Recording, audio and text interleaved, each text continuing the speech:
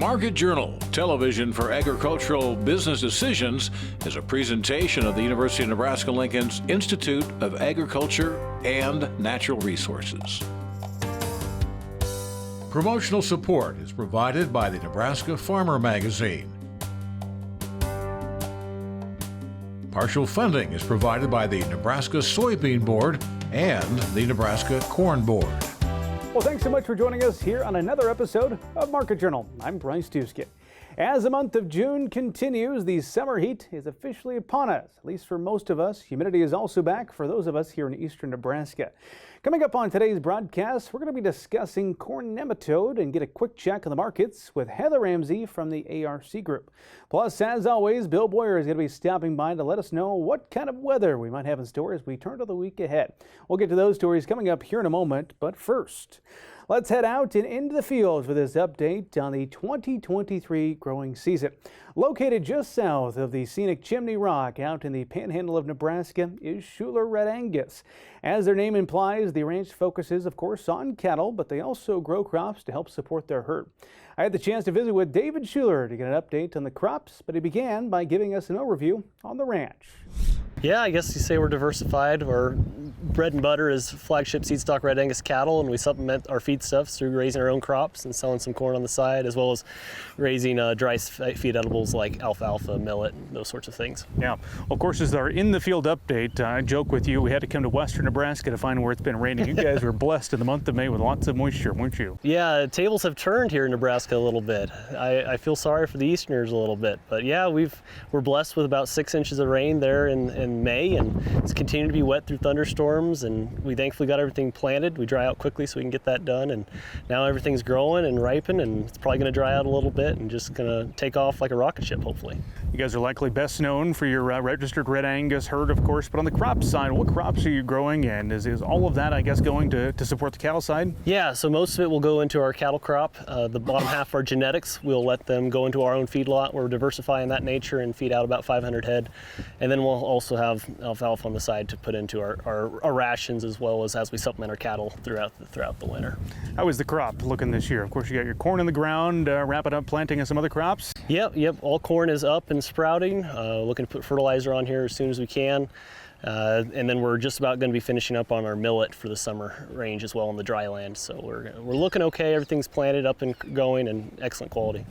Well, it's green behind us right now, but it was not that just a few months ago. Of course, the rain helping out with that, but you guys had a pretty big fire in the hills behind us. Talk about that and the recovery effort. Yeah, in August of 2021, we had a pretty severe fire here, one of the bigger fires of Nebraska's history, and then started the trend of fires we had the last couple of years. But we had about 4,000 acres burn up, 10.6 miles of fence that we took out and replaced.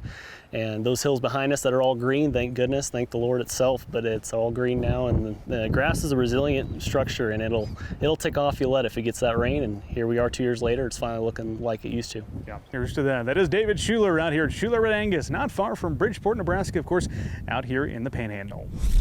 Always good to be out in the field. We do appreciate David letting us swing by the ranch. Moving on now, the Centers for Disease Control and Prevention tells us that zoonotic diseases are pathogens that can be spread from animals to humans. The CDC reported outbreaks back in 2017, causing over 1,500 illnesses and at least 3 deaths. There are some of the most commonly observed diseases following contact with young calves. And for more on this story, we will turn things over to Market Journal's Bill Dodd. A zoonotic disease is classified as a disease that can be transmitted from animals to humans or vice versa. While there are a plethora of zoonotic diseases to be on the lookout for, there are a few that should garner a bit more vigilance from everyday cattle producers. At the top of that list is cryptosporosis and rabies. I think of the zoonotic diseases, I think 40% was the statistic I put in there. That was cryptosporosis, so we know that that's just a very contagious high number that's there. Again, rabies, even though it's rare, we're seeing that a lot more commonly in cattle. And you only know if it's there if you're testing it, and the only way to test it is actually having a dead animal and sending in brain tissue. So there's potential for a lot more that could be out there that we just don't see, but we know that we are having it come through our diagnostic labs, and it's just something we need to be really aware of. While cases of rabies in humans in the United States are rare, it's not uncommon to diagnose the virus in cattle. In fact, according to the CDC, in the year 2020 there were more rabies-positive diagnoses in cattle than in dogs.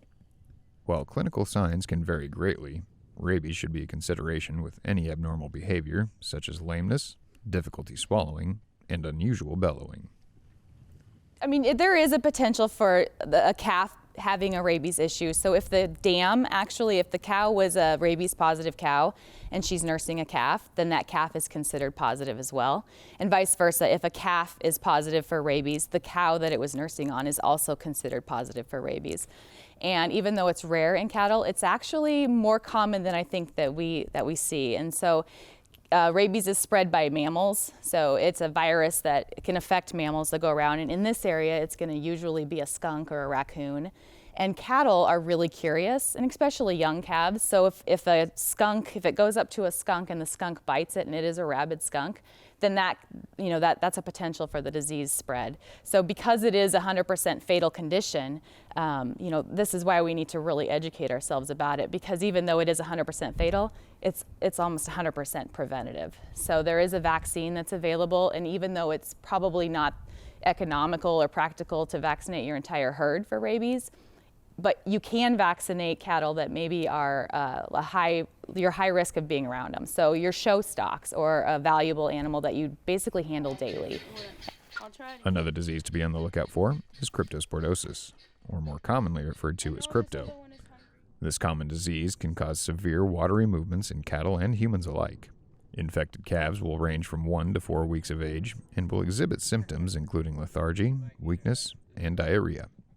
Cryptosporidium it's a protozoa, so basically think of it like a little parasite. It lives in the environment, so depending on where you calve, especially if you're calving in a dry lot situation, high concentration, it can potentially be in there for long term. So there's a chance for those calves to pick that up year after year. They pick it up from the dirt, the soil, it replicates in the intestinal tract, and then they will shed them out in their manure, so in the feces. And it's extremely contagious. So if you're handling an animal that is infected with cryptosporosis, then you have the potential to get that parasite in yourself, and you get the same symptoms that the calf has. And it's passed fecal to oral, meaning you may not know that you have that parasite on your hand, and somehow it gets into your system too. So things that we may not think about is applying chapstick or using chewing tobacco. So if you've been around some of those animals, anytime that you're touching your face or you have that potential to spread, it's just using good biosecurity methods. So especially now if it's branding season and we're really getting around those calves and processing them, it becomes kind of a social event. There may be food, there may be drinks that are there. Just be really cautious about washing your hands and protecting yourself by taking your boots off or changing your clothes so that you're not passing that down to susceptible humans. As if viral and parasitic infections don't seem bad enough, there are also bacterial infections to be on the lookout for as well. E. coli and Salmonella are two common bacterial infections that could lead to discomfort for you and your herd. So E. coli, Salmonella, we're talking about bacteria now that can happen. Usually E. coli in calves is going to be those really newborn babies. We usually day 5 and younger. E. coli can cause the diarrhea. It also can cause, maybe you might see some blood in the feces. You might, a lot of times it can become septic, which means it gets into their bloodstream. And Salmonella falls in the same category too. So the only thing about Salmonella that's different is that it affects all age range of cattle, so it can be from a newborn all the way to an adult. And the other thing is Salmonella sometimes does not show clinical signs in cattle, so they may be carriers and shedding it and we don't know. So again, that's just another time to reinforce the fact that anytime you're handling animals, make sure that you're just being extra aware of washing your hands and keeping your boots clean and your clothes so you're not transporting that into a living area. Biosecurity is paramount to preventing the spread of disease in both animals and people. It is important to keep in mind that zoonotic diseases can be prevented with proper protection. When treating sick calves, it would be prudent to consider an isolation area for treating them. While people can be susceptible to these diseases, it's important to keep in mind that children, the elderly, and immunocompromised individuals are at a higher risk of infection. Reporting for Market Journal, I'm Bill Dodd. Thanks for that story, Bill. Now, if you'd like some additional insights from Lindsay on this topic or any other cattle-related advice, you can find about just anything you're looking for over on the website beef.unl.edu. Turning our focus now over to the grain markets. This week we were joined on Wednesday in the studio by Heather Ramsey from the ARC Group. Here's our conversation. Let's summarize where the grains sit as you and I have this conversation Wednesday afternoon. What are you seeing out there price-wise? Gosh, we're kind of all over the place when you start looking at old crop versus new crop. Old crop is, I would say exceedingly tight. Buyers are looking for corn, and we're having a struggle finding it. But we're not seeing the same reflection in the old crop basis. There's some kind of background changes that are about to happen in kind of this old crop market that sort of lead that market a little bit differently than if you're looking at a new crop side of things. New crop wise, we're finally getting some weather risk premium. Primarily that is kind of our push higher when we see those up days. And then there's all those other, items in the background still for over a year now, Russia, Ukraine, that whole segment of the market. Our macroeconomic position, that's still weighing on things. Just a lot of uncertainty. I think the overall takeaway for both sides of the equation is volatility. As much as maybe people feel like prices are a little bit more depressed versus where they would like them to be, this choppiness we're seeing day over day keeps volatility in the market, keeps things active, and it keeps giving us a little bit of opportunity here and there. Well, it seems like each week there are different reports that come out that traders, some follow it, others don't, but it's like crop progress is consistent. There's the inspections reports.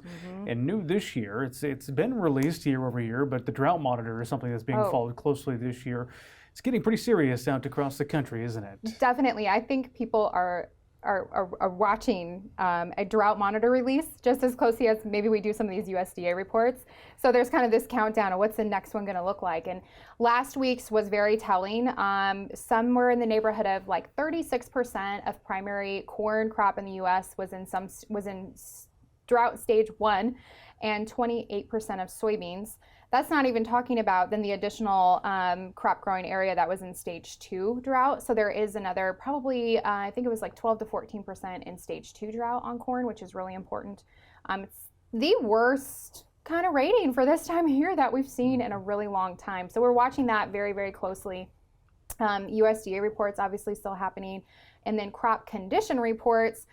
This week was our second week for that. Those are very important as well. We expect to see those align about a week behind with what those drought monitor reports are looking like. So there's an expectation that coming in to next week, we should probably see a decrease to condition ratings as well, which are not really anything to write home about at this point in time. They're sort of just there. So.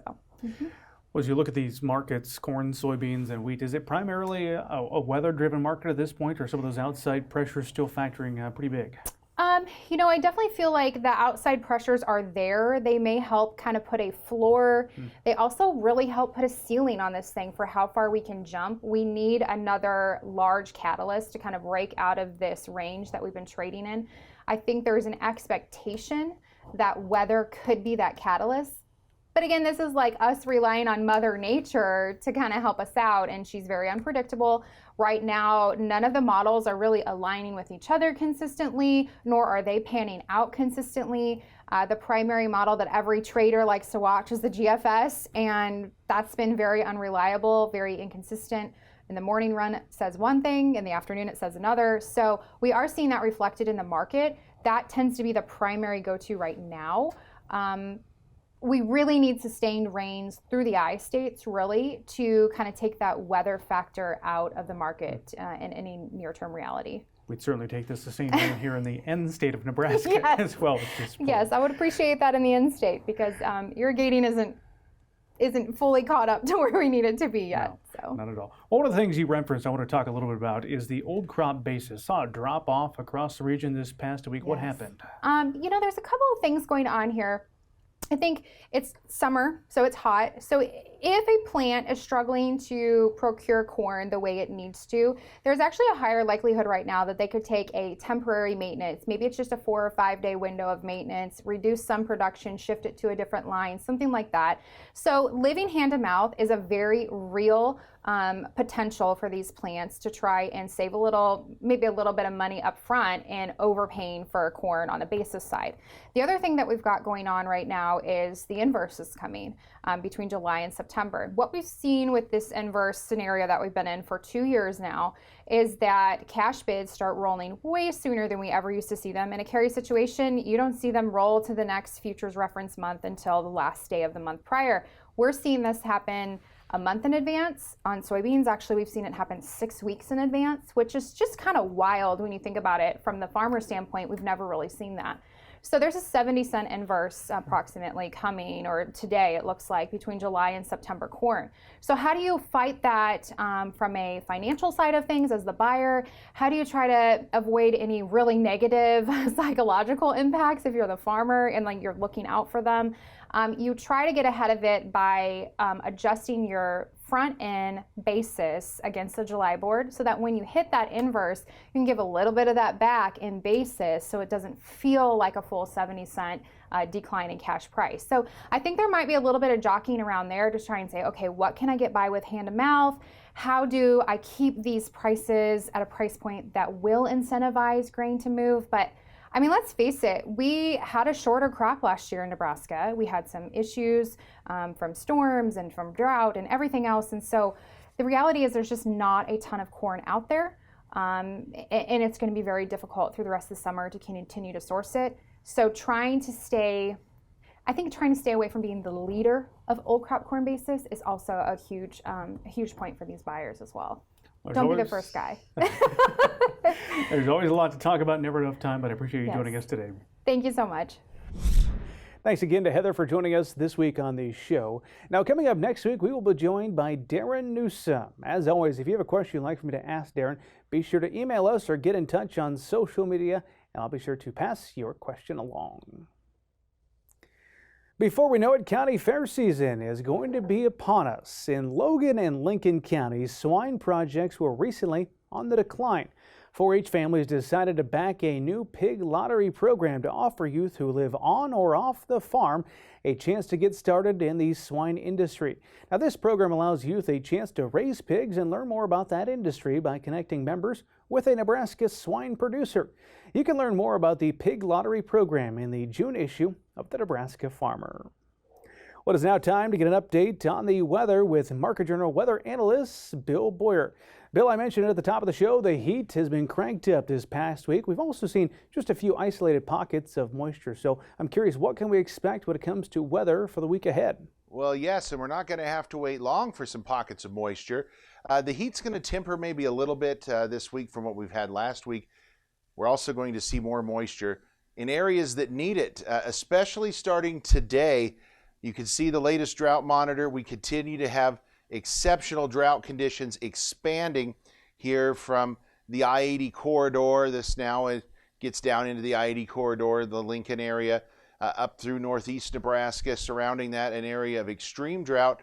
Then we've had, severe drought conditions here still into portions of north central Nebraska, but dramatic improvement out west, where we're now down to abnormally dry or just some moderate drought conditions in the far southeastern corner of the state, now officially out of even being mentioned there on the map.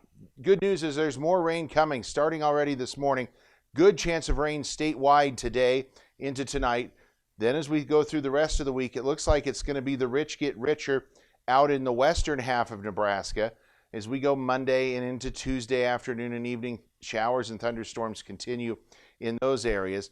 Now, by the middle to the end of the week, we start to shift those a little further to the east on Wednesday, Thursday afternoon, and then Friday.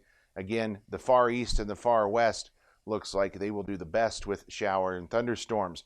Cooler temperatures today. We may only have 60s and 70s for highs in the north and west before we bring those milder temps in here. And as we go Sunday, cooler temps statewide. Again, that heat's going to stay in check through the early part of the week. It'll start to build later on in the week, but I think all in all, it'll be a cooler week, even across eastern portions of the state than what it was this week. So good news if you're looking for cooler temps. Precip statewide could be dealing with some good moisture. Be nice to get everybody to see some, and I think that'll happen here the next couple of days. Our 8 to 14 day outlook has above normal temps in the east and above normal precip in the western portions of the state. Expand that out to 30 days. Warm in the east, cooler in the west, and again, wetter than normal out in western Nebraska again. So yes, decent chances of getting moisture depending on where you're at in the state, Bryce. That'll do it. Back to you. Alrighty, thank you very much, as always, for that update, Bill. Finally, today we're going to be focusing on maturing corn and the impacts of corn nematode. We recently had the opportunity to catch up with Nebraska Extension's Tamara Jackson-Zims to learn more about this topic and some ways that producers can mitigate its effects. Let's talk about this subject. You told me you could fill 20 minutes. We'll try to get it out a little quicker than that, but how does someone know if they have a problem with corn nematodes? Well, nematodes are complicated. We could talk for a long time about this. The gist of it is that every field has plant parasitic nematodes, and which ones you have and how many there are really determines whether you have a problem or not. And you won't know that until you sample for them. But you know, this time of year in the early part of the season is when you might see symptoms in those plants, and it'll help you pinpoint where those spots are to target for sampling. Sampling is important, as you're pointing out here. How do you go about sampling? I know it varies for different soil types. It does, and so this is part of the complicated part. It's not as easy as sampling for soybean cyst nematode and soybean that you can do any time of year. In corn, we recommend early in the season, and especially and only sample early in the season by about V5 or V6 if it's sandy. And that's because certain nematodes that require sand and actually cause some of the greatest damage, like needle, sting, stubby root nematodes, they can travel deep in the soil and out of reach of your soil probes. And so that's the only time of the season you're going to catch them in the shallow root zone. And so sampling by V6 is critical. If it's a heavier soil, you know, you can wait later on in the season, even till the end. The important thing, though, I want to remind everybody is some of those nematodes go inside the root, and some of them can be only on the outside, or some will go in and out. It's really important that the lab that you submit samples to also processes the nematodes that are inside the root to give you a better estimate of what's really out there. That's an important point. I'm glad you mentioned that. I guess let's back up a bit. If I'm walking around my cornfield, how do I know if I have a challenge here? So often you see patches of stunted plants. They can be in patches, but they can also be individual plants. If you carefully dig them up, you'll see what could be some pretty serious root symptoms too. Roots that might be really darkly discolored, have lesions, the tips might be nubbed off. They may have bottle brushing, and there's a lot of types of symptoms. That's a good reminder that we have a lot of different nematodes out there, at least half a dozen different genera, and even within each one of those, we say genera, words that you may recognize like the needle, the sting, the stubby root, lance, lesion, multiple species of each one of those at some point too. So identify there's a potential problem, do the samples, comes back, shows yes indeed it's high. Is there a threshold, I guess, for some sort of treatment or something you can do if you do have high corn nematodes in your fields? And that's difficult. So we don't have treatment thresholds exactly, but we do have some basic guidelines. And so we assume that the damage that each one of these nematode types can be cumulative in nature. And so it's important to know what's out there again, though. And so at some point, it's just really difficult to make that decision. Those nematodes are always in that field. They may not always cause the level of symptoms every year. During a dry year that we might be starting out as, you often will see those symptoms because the root damage that's going on out there, the plant can't overcome it as well without adequate moisture. And so you might see those symptoms. The nematodes have been there all along. Sometimes they peak and the populations are higher though. And so it's just something to keep in mind. And we do have seed treatment nematicides that are available in corn.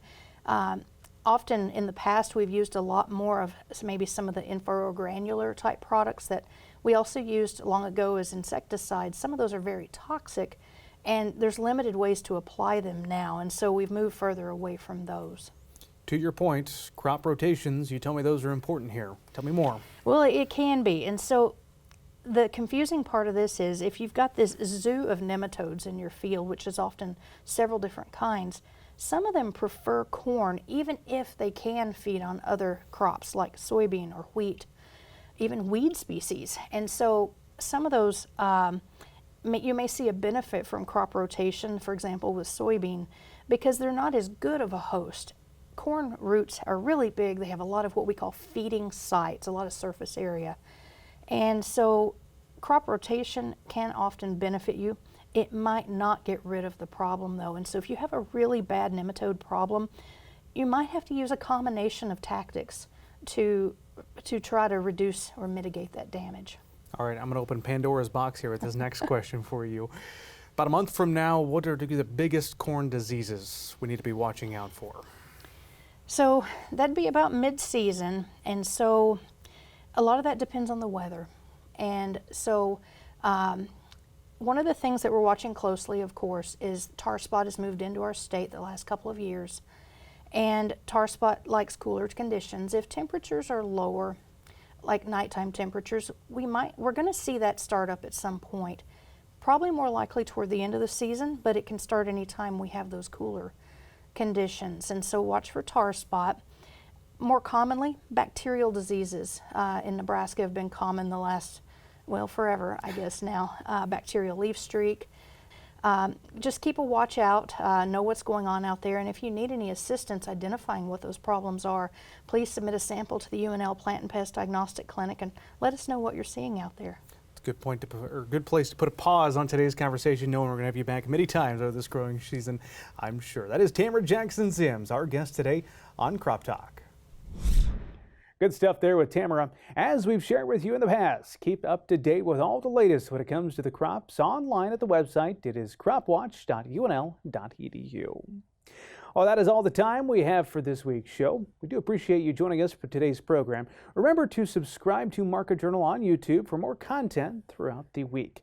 Now, coming up next week, we'll be on location of a big event that happens in Nebraska each year. Sure hope you'll join us on the program then. Until then, I'm Bryce Duskin, wishing you a safe and productive week. Join Market Journal online at marketjournal.unl.edu. You can also follow us on Twitter, Instagram, and Facebook. Promotional support is provided by the Nebraska Farmer Magazine. Partial funding is provided by the Nebraska Soybean Board and the Nebraska Corn Board. Market Journal is produced by the University of Nebraska-Lincoln's Institute of Agriculture and Natural Resources.